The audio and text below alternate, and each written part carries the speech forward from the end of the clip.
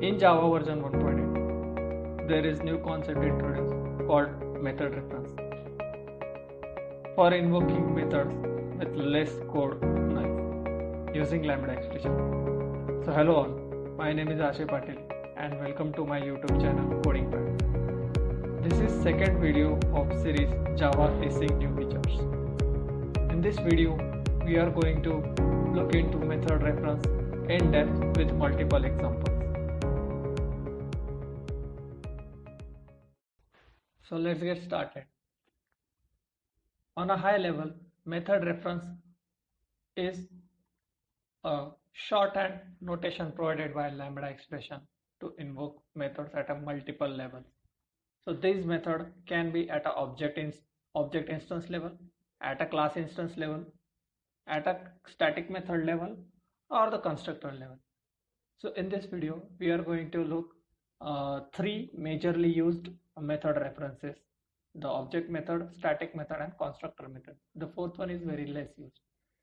So to start with, I had written some boilerplate of employee class and then main method.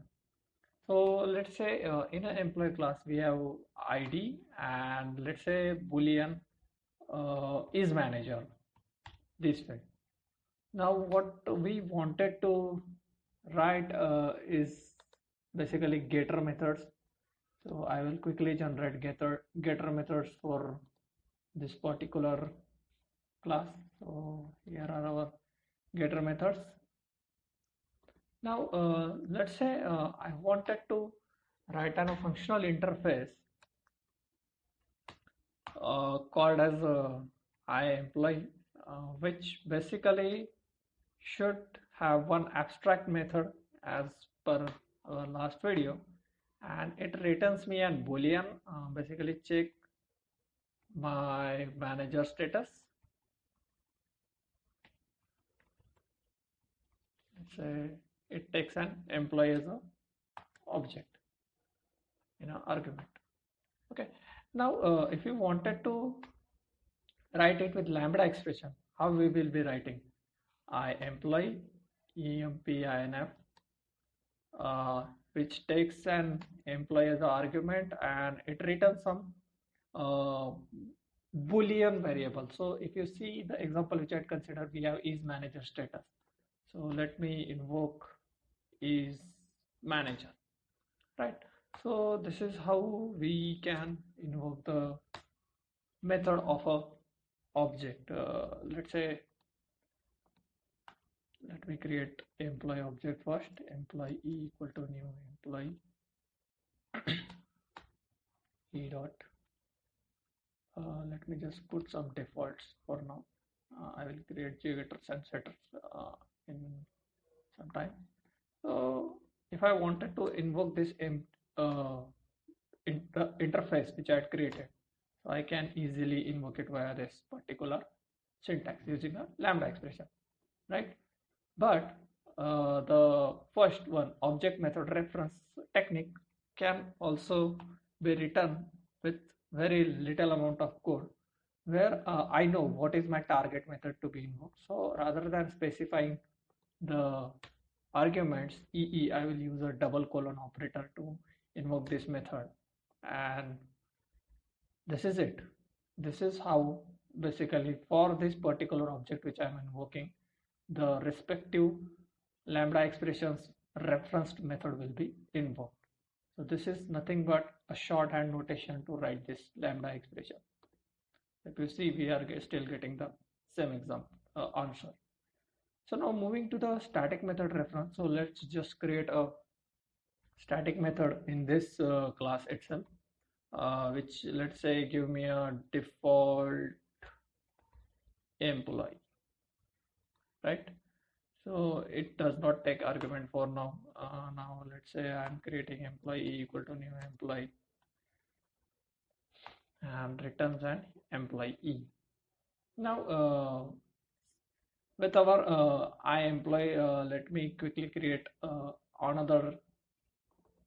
Let's say I want to write a, okay, yeah, I should have specified the return type. Yeah, this is the return type I have added now. Now I want to invoke this particular method. default employee generation. So let me just generate another interface called as a iEmployee2, which basically generate diff employee, and it does not take any argument, and it basically gives me an employee. So how we should be invoking it? So I will comment this particular code for now. So iEmployee2 EMP-INF. To write this interface, what I will do, employee.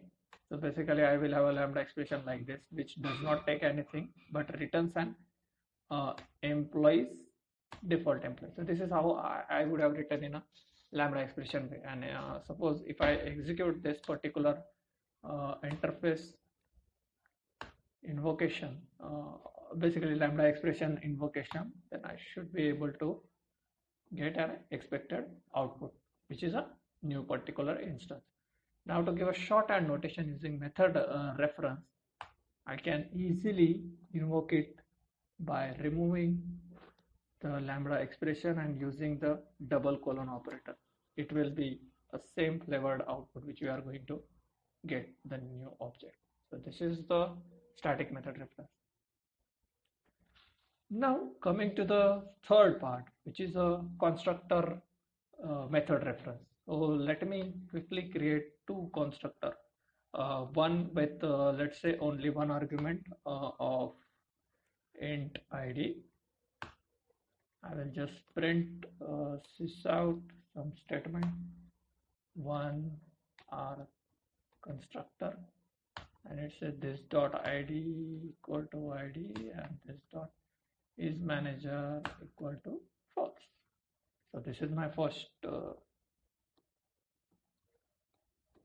constructor, and let's say there is another constructor which takes boolean is mgr, and it will, let's say, to our constructor, and rather than setting a default, it will actually accept the particular method. Now for now I'll put a -1. Okay, now I want to invoke any of these constructors. So let's first create an interface for invoking this particular constructors respectively. So for now I will remove these interfaces which I had created earlier. So if you see the syntax of this constructor, it expects an integer as a input and it returns an employee object. So let's create an interface. Let's say iEmployee, which basically going to return me employee, generate by one arg, and it takes an int id as an input. So this is the interface one, and to match the second requirement, it takes is mgr, which is of boolean type, right? So these are our functional interface which are matching to the constructor's definition. Now how to invoke them? So let's try to create an iEmployee's lambda expression first. So one arg emp. So what it is taking? It is taking an int id, right? And it is returning an employee new employee, which is taking id, right? This is our notation. So now if I do sysout of one arg, let me just rename it one arg with, and generate by id, let's say -1. So what we are expecting here, so it should invoke this one arg constructor, and if I print, it is actually invoking one arg constructor, and due to this sysout, this second line was printed. So now as you guys might have got idea, then I can again shorten this particular notation, that I know what constructor to be invoked. which takes only one argument. So instead of writing this much amount of code, I will simply write employee double colon new. So basically this particular statement will try to find out an constructor which has this as an input. So if you see, if I click over here, it will move me to the constructor which is matching to the argument of IEmployee_interface. And if I execute this particular line again, it will be one ARG constructor getting invoked. Now to invoke the second constructor, so simply I will try to create another to arg IEmployee_interface to arg emp. So what it takes an int id and boolean is mgr, right? And what it does, it returns me an employees instance with this, right? Missing type. Okay, oh, I spelled mistake. Yeah, that is and if I try to invoke it to arg emp.generate, let's say 1 and let's say true, so it will invoke, instead of invoking the first arg constructor, it will go to an it will simply execute the second arg constructor, right? Now to write a shorthand notation for this, I will not need to write this much amount of noise. Instead I will just simply write employee colon new. That's it. It will auto determine which constructor to invoke, which is matching to the required constructor. So it moved me to our constructor and it invoked it. So that is it. I think I wanted to cover in this particular video to execute the method references. So if you like the videos, please share, subscribe and comment below.